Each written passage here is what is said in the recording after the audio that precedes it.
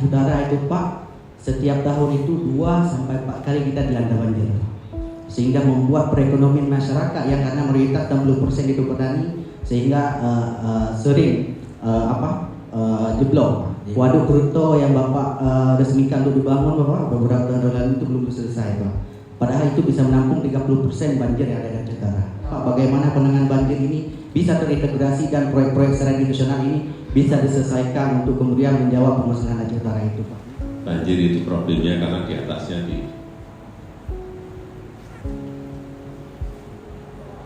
yaitu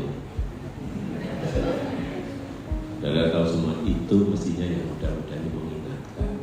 Oleh sebab itu kembali, kalau ada yang di sini ada yang aktivis lingkungan, tanam banyak-banyaknya yang mudah-mudahan ini gerakan-gerakan seperti itu menyelesaikan mengenai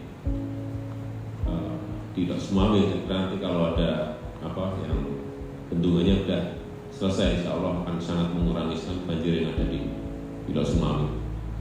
Problemnya dulu harusnya sudah jadi di bendungan, di problem di masalah pembebasan lahan menjadi mundur-mundur, tapi insya Allah tahun ini rampung.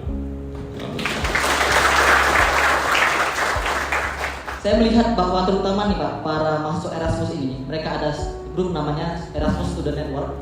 Di situ saya melihat mereka ini soft skill-nya sangat cakep sekali Pak. Mereka sangat percaya diri, mereka memiliki critical thinking, dan mereka memiliki public speaking serta lihai ataupun handal dalam mengoperasikan sosial media. Dan saya mau teman-teman semua juga agar bisa dibangun rumah kreatif bagi pemuda. Mengenai rumah kreatif, akan kita bangun tahun ini.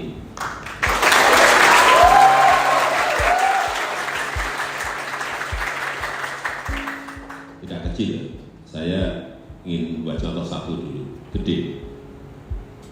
Kreatif Hub ada di Banda Aceh, kita mulai tahun ini senilai berapa ya?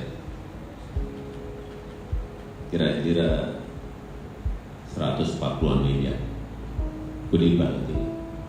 Saya tidak ingin dikelola oleh Pemda, maaf Pak Bu, tidak dikelola oleh provinsi, tetapi dikelola oleh yang muda-muda.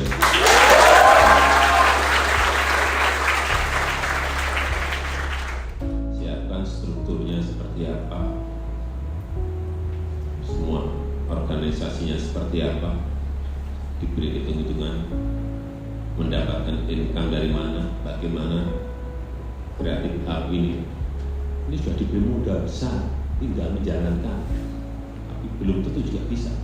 Sehingga disitulah nanti masalah konten kreator, pengen animasi, pengen belajar artificial intelligence, pengen belajar robotik, pengen belajar apalagi cloud computing. Dari situ karena sekarang belajar itu tidak lewat Zoom bisa, lewat virtual bisa, mungkin dihubungkan mungkin dengan teknopark yang ada di Jakarta, yang ada di Solo, yang ada di kenapa tidak?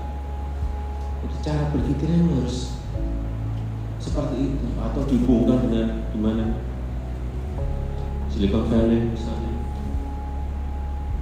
Kenapa tidak? Kenapa tidak? Tapi di sini infrastrukturnya siap dulu, sarananya siap dulu. Anak-anak mudanya mau tidak masuk ke sana kalau mau maju. Diri kita sendiri, saudara-saudara miliki sendiri, itulah yang menjadi bekal paling besar untuk melompat. Ada peluang sekecil apapun gunakan. Jadi jangan ada yang berpikir tidak mungkin meraih sesuatu. Tidak, kita mau atau tidak mau, bahwa ada rintangan, ada tantangan, semua hidup mesti seperti itu. Karena memang ke depan itu negara yang cepat itu akan mengalahkan negara yang lambat, bukan negara yang besar mengalahkan negara yang kecil. Tidak. Provinsi juga yang sama. Provinsi yang cepat akan mengalahkan provinsi yang lambat. Kabupaten yang cepat akan mengalahkan kabupaten yang lambat. Saudara yang cepat akan mengalahkan saudara yang lambat. Dan kecepatan. Saya sangat memperhatikan tentang pariwisata di Indonesia. Nah, di sini yang menjadi pertanyaan saya adalah ketika berkunjung ke destinasi wisata yang ada di Aceh, saya melihat adanya problem-problem di masyarakat, yaitu yang pertama dari aksesibilitas jalan. Artinya keindahan dari Kabupaten Aceh Utara dan Lok Sumawe sudah ada, namun akses jalan yang kurang baik. Sebelumnya saya juga ada pantun, tapi pantun bahasa Aceh. Pat ranuk yang hana mirah, pat penerah yang hana baja, pat tuto yang hana salah, hana baawai tentena baduga. Saya pernah di Aceh itu tahun 85. Saya bawa keluarga. Saya di Lok Sumawe awal. Kemudian tahun kedua, ketiga membawa keluarga di Bener Meriah. Saya melihat provinsi ini memiliki potensi yang sangat besar sekali. Pertaniannya, perikanannya, pariwisatanya, sumber daya alam lautnya, energi gas dan minyaknya gede sekali. Perkebunan, pertanian besar sekali. Dan banyak hal yang di sini belum dikelola secara modern. Oleh sebab itu mestinya anak-anak muda, saudara-saudara semuanya itu bisa mengambil alih dan berubah.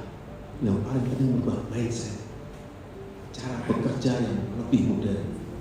Dan itu ada di semua di saudara-saudara semuanya. Itu yang akan merubah. Transformasi ekonomi itu akan ada kalau ada perubahan di pola pikir kita. Tahun 45 nanti, 2045 itu milik saudara, bukan milik kita lagi. Ini saudara semuanya. Kalau saya sampaikan, jadi kembali lagi ke SDM anak-anak muda ini kasar menentukan Aceh ini bisa melompat atau tidak. Apalagi nanti ada gas baru yang baru ditemukan itu, kalau bisa itu Andaman bisa dipakai semuanya untuk KEK Arun Lok Sumawe ini, bisa untuk pupuk, bisa untuk green ammonia, banyak sekali dari gas itu, turunan dari gas itu terlalu banyak sekali. Jika industri semuanya akan mendekat, terutama yang green industry akan mendekat semua.